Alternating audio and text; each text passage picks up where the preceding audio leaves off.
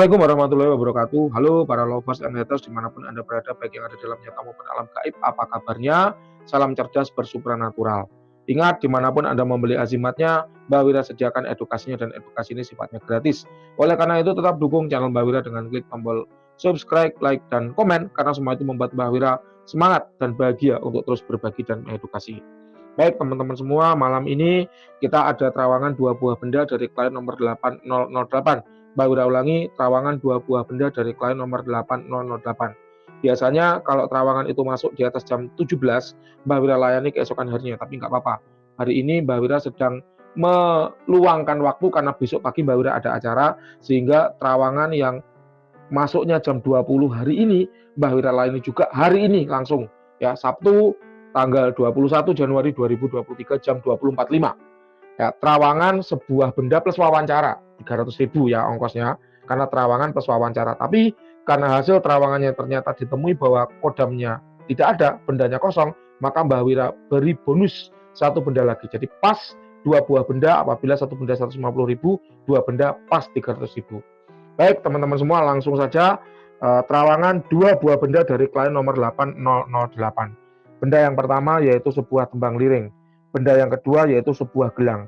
Ingat, baik tembang liring ataupun gelang, Mbak Wira tidak tahu ini belinya di mana, harganya berapa, ataupun praktisi yang meritualkan siapa. Oleh karena itu, hasil terawangan kali ini tidak ada unsur ingin menjelekkan atau menjatuhkan siapapun, karena tahu Mbak Wira juga nggak kenal siapa praktisinya. Itu yang pertama. Yang kedua, Mbak Wira dalam melakukan terawangan apa adanya. Tidak ada unsur ingin menjelekkan atau menjatuhkan siapapun, karena tahu Mbak Wira tidak jualan tembang liring, Mbak Wira juga tidak jualan gelang. Paham ya? Mbak Wira hanya berusaha menyampaikan apa adanya sesuai dengan kondisi bendanya.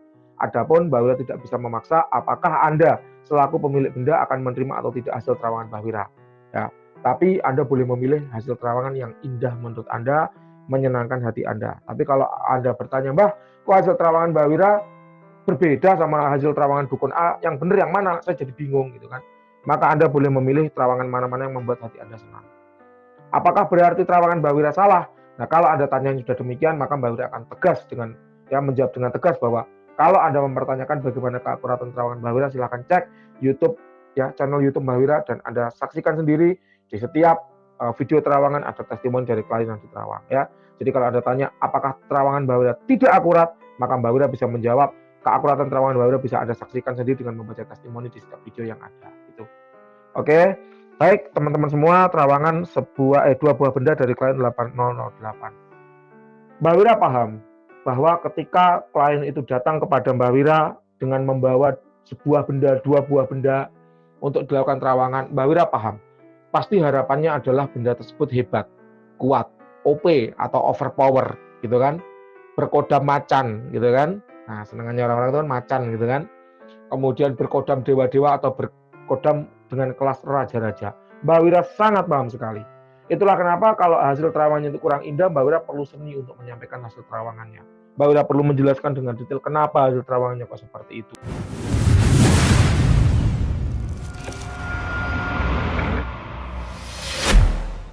Metode apa yang Mbak Wira gunakan untuk menjawab pertanyaan Anda, untuk menjelaskan kondisi gaib sebuah benda bertuah. Nah, ini Mbak Wira jelaskan ada 3 metode yang Mbak Wira pakai. Metode yang pertama yaitu metode vibrasi energi. Apa itu? Yaitu suatu metode yang digunakan untuk menangkap vibrasi energi dari suatu benda bertuah. Kenapa kok vibrasi energi? Karena suatu benda bertuah, adanya tuah pada benda tersebut karena adanya energi yang terkandung di dalamnya. Ya, memang ada benda-benda bertuah yang tidak mengandung energi, ada. Tapi jumlahnya kecil sekali atau minoritas.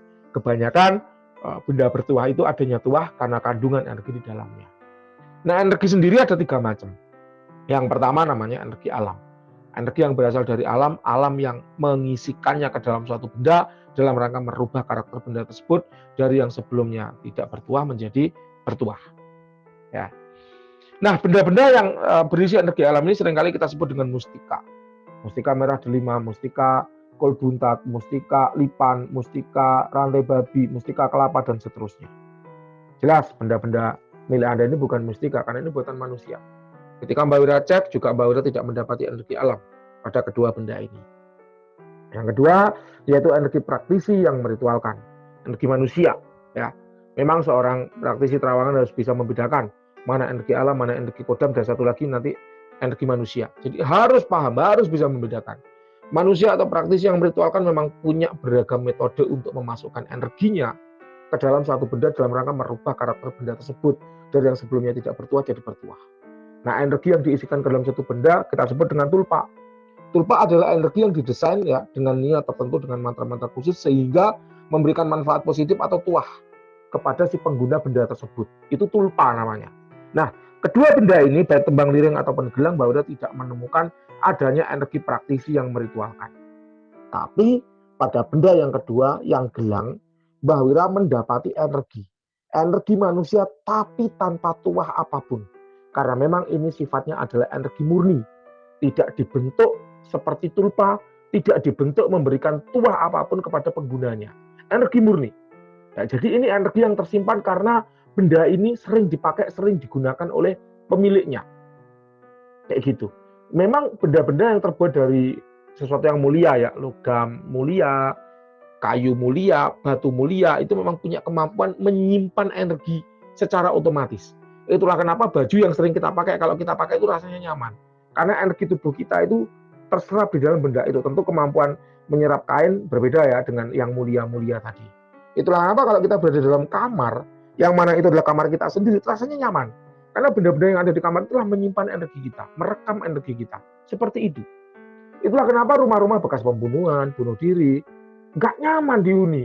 Karena benda-benda yang ada di situ menyimpan energi, residual energi negatif dari orang yang meninggal tadi. Itulah memang kemampuan benda-benda yang ada di sekitar kita. Nah, termasuk gelang nomor 2 ini. Gelang nomor 2 ini juga menyimpan energi dari orang yang menggunakan tapi tanpa niat. Karena memang hanya menyimpan gitu aja. Nah, kalau Anda ingin menggunakan energi yang ada pada benda ini, bagaimana caranya? Gampang. Ya, pertama, pegang bendanya atau dipakai ya bendanya, lalu niatkan. Saya berniat menggunakan energi yang ada pada benda ini untuk apa? Untuk proteksi diri saya kah? Atau untuk pengasihan diri saya kah? Atau untuk kerezekian diri saya kah? Ya, saya tidak tahu ini milik siapa atau yang meritualkan siapa. Di sini Mbak Wira hanya berusaha mengedukasi, memberikan cara bagi Anda agar bisa mengakses energi yang ada pada benda tersebut.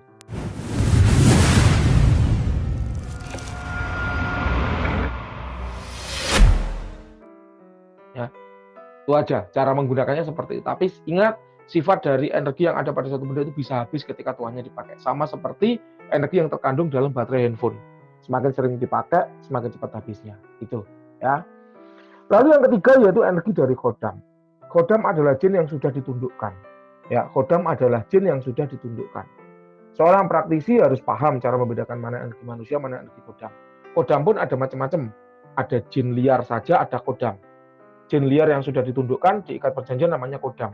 Kalau jin liar ini belum diikat perjanjian, belum ditundukkan, maka namanya tetap jin liar. Seorang praktisi harus tahu mana jin liar, mana khodam. Jadi tidak setiap penampakan kemudian kita sebut dengan khodam. Tidak setiap jin yang nempel kemudian kita sebut dengan khodam. Itulah yang membuat terawangan badan itu menjadi riskan, menjadi sensitif. Karena ketika ada seorang praktisi melihat, ya, oh di tubuh Anda ada macannya. Dan macan itu jin liar aja yang nempel. Langsung disebut itu khodam badan. Begitu terawangan ke Mbak Wira ternyata nggak ada macannya. Nah, jadi masalah. Itu loh ya. Jadi tidak kemudian kita itu bisa sembarang menggunakan alat diagnosa. Kalau kita sakit, kita pergi ke dokter, kita nggak bisa sembarang ke dokter. Kalau kita sakitnya adalah onderdil dalam, ya, darah, ginjal, hati, jantung, paru-paru, ya datangnya ke dokter penyakit dalam. Jangan datangnya ke dokter hewan. Ya nggak paham. Gimana Pak Dokter, darah saya gimana, gulanya normal apa enggak, kolesterolnya normal apa enggak. Lah dia taunya dokter hewan, ya gimana dia mau mengecek kan gitu. Jadi sama-sama dokter punya spesialisasi yang sendiri-sendiri. Dan kita harus paham, orang yang kita tanya itu spesialisnya apa. Jangan sampai jin liar nempel di badan disebut dengan khodam, itu bahaya. Paham ya? Benda pun demikian. Tidak setiap jin yang menempati suatu benda adalah khodam. Bisa jadi itu adalah jin liar. Karena bendanya kosong, lama lalu dihuni. Itu seperti kalau ada gelandangan, lihat ada rumah megah kosong, rumah mewah kosong, tidak dihuni, artinya dihuni sama gelandangan itu. Itulah jin liar. Nah, untuk tembang liring ini Mbak Wira kosong, tidak ada energi dari khodamnya. Untuk gelang yang kedua juga sama, tidak ada energi khodamnya. Jadi untuk tembang liring sama sekali nggak ada energinya. Untuk gelang ada energi manusia, tapi sifatnya bukan tulpa, bukan energi yang dibentuk dengan tuah tertentu. Kayak gitu. Jelas ya secara vibrasi energi ya. Nah, seperti yang Mbak Wira sampaikan bahwa tentu klien itu nggak puas apabila hasil terawangannya itu kurang indah. Itulah kenapa Mbak Wira perlu menggunakan metode yang lain agar hasil terawangan itu bisa dipertanggungjawabkan dengan lebih akurat. Namanya metode visualisasi. Apa itu? Yaitu suatu metode yang digunakan untuk mencari tanda-tanda visual atau mencari manifestasi, tanda-tanda keberadaan kodam, keberadaan entitas pada suatu benda bertuah. Nah, untuk tembang liringnya, Mbak Wira tidak mendapati penampakan apapun. Untuk gelang juga demikian, Mbak Wira juga tidak mendapati penampakan apapun. Hal ini menjelaskan berarti tembang liring dan gelang ini tidak berkodam. Ya. Nah, terakhir, ya Mbak Wira masih kurang puas loh pakai dua metode itu. Terakhir, Mbak Wira gunakan metode yang agak keras, namanya metode injeksi energi. Jadi Mbak Wira membentuk tulpa. Mbak Wira yang membentuk tulpa dengan sengaja.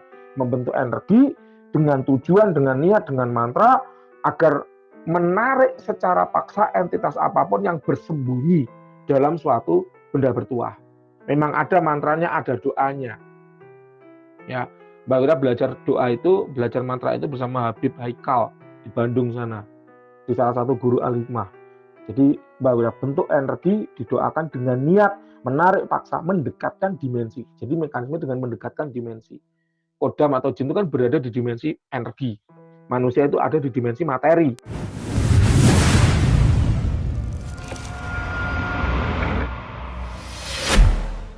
Nah, kita dekatkan tuh, dimensinya kita dekatkan. Supaya jin yang berada di dimensi energi mau mendekat, mau keluar dari dimensi energi dan masuk ke dimensi materi, ke dimensi kita.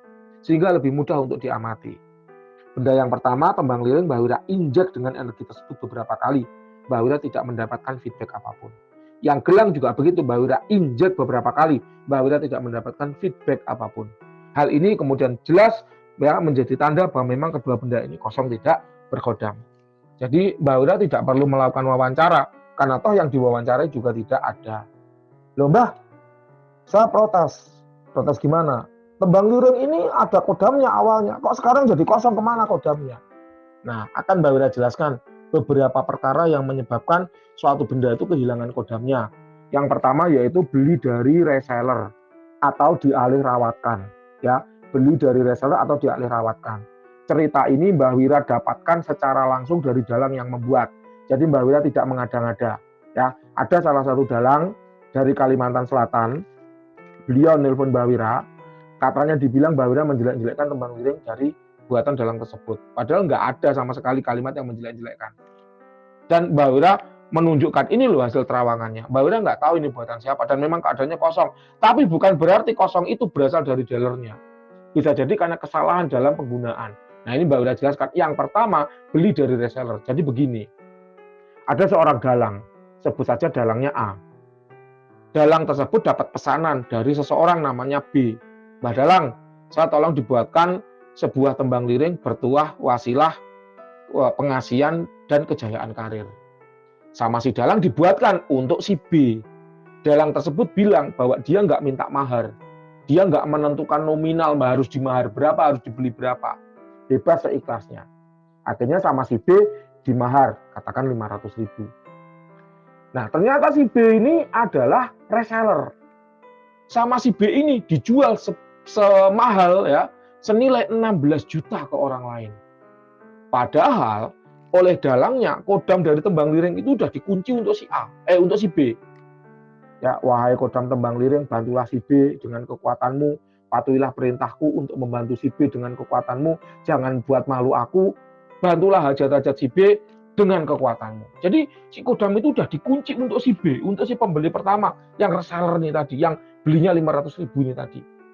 Ya sama si reseller ini dijual lagi ke si C, tanpa ngomong praktisinya, tanpa ngomong dalangnya. 16 juta loh jualnya itu. Dan dalangnya nggak tahu kalau itu dijual semahal itu. Padahal kodamnya dikunci untuk si A, untuk si B. Dalangnya kan namanya A, yang beli pertama namanya B, yang beli kedua namanya C. C beli dari reseller yang namanya B. Dikunci untuk si B kodamnya ini. Jadi walaupun tembang liringnya sudah dijual lagi ke si C, si kodamnya tetap tinggal sama si B. Di alih rawat kan juga begitu. Contoh, si B jomblo, ya, pesan tembang liring pengasihan ke praktisi namanya A. Wahai Mbah si A, praktisi A, tolong saya dibuatkan tembang liring wasilah dapat jodoh. Nah bener dibuatkan sama si A, si B akhirnya dapat jodoh. Nggak cuma satu, istrinya sampai 4 misalnya. Lah istrinya udah 4 ini si B ini. Akhirnya tembang liringnya dialih rawatkan. Si C, kamu kan jomblo lama. Aku juga gitu dulu jomblo lama. Setelah memakai tembang liring wasilah buatan si dalang, alhamdulillah. Ya Tuhan memberikan aku jodoh. Nggak cuma satu loh, sampai 4. Nih, silakan coba dipakai. Siapa tahu kamu juga dapat jodoh melalui perantara atau wasilah dari benda ini.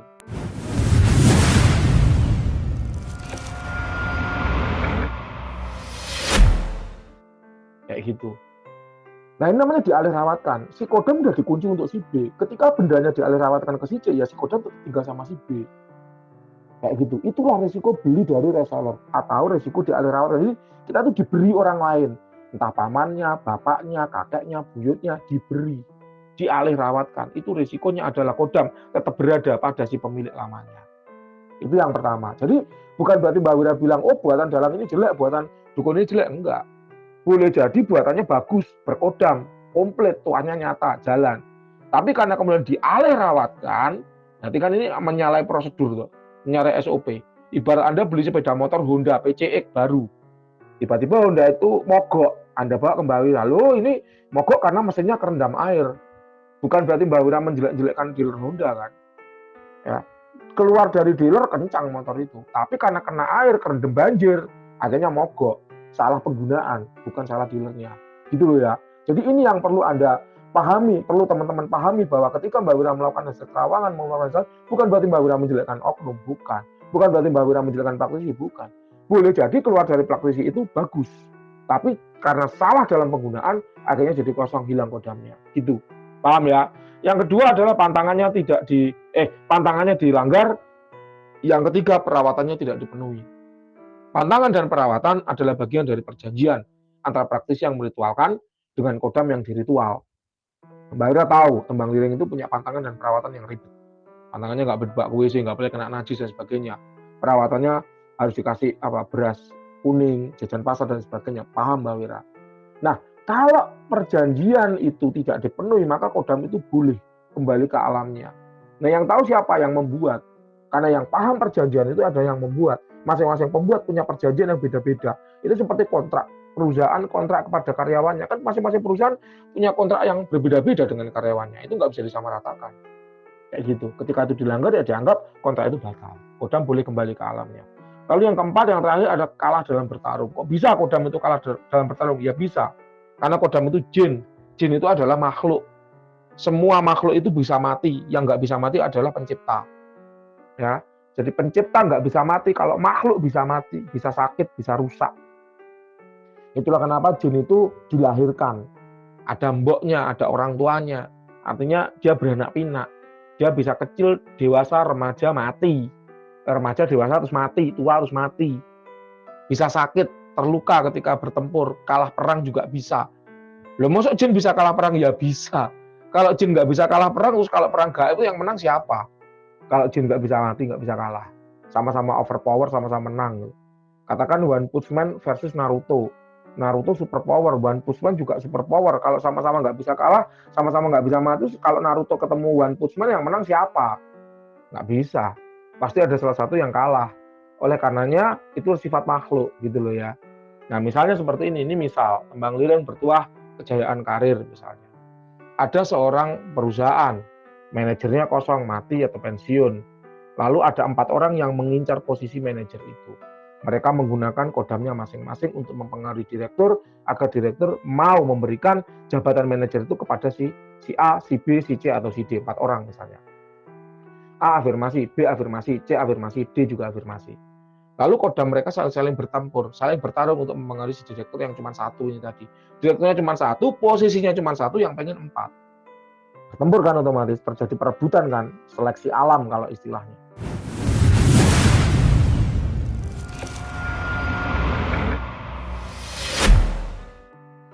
Nah, si A menang, kodamnya menang. Otomatis apa yang terjadi? Yang jadi manajer kan si A. Si B nggak jadi, si C nggak jadi, si D juga nggak jadi. Dan sebagai konsekuensinya kodam B mati, kodam C mati, kodam D juga mati. Itu resiko dalam pertempuran seperti itu. Dan itu terjadi di semua lini.